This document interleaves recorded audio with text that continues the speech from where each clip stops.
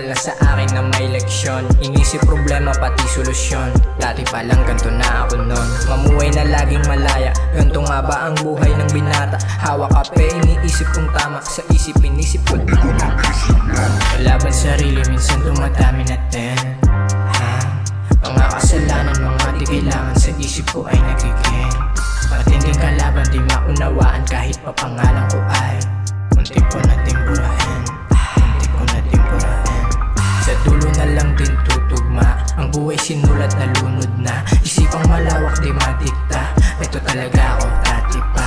Binigyan sarili ng tsansa, magkamali pati chumamba. Damo nagsilbing medisina, alak din na malunok pa.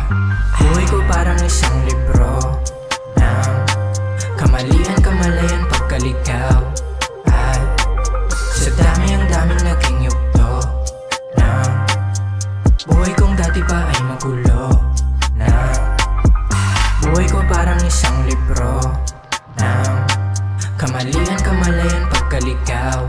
At sa dami ang daming naging yugto ng buhay kong dati pa ay magulo na. Dami kong gustong gawin, daming gustong tuparin.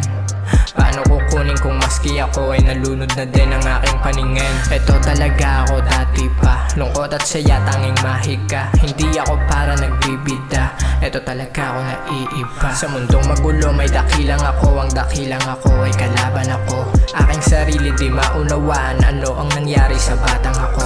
Di karaniwan o pangkaraniwan, lahat na lang ay tila bago mulo. Sa dulo na lang ba tutugma, sa dulo na lang ba lahat ay aking sinasabi, sa loobin ko'y ang labi. Na lang din ang siyang magsasabi kung anong laman at detalye.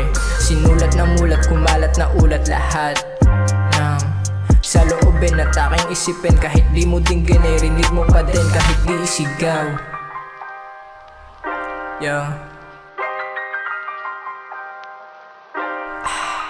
Buhay ko parang isang libro ng kamalian, kamalayan, pagkaligaw.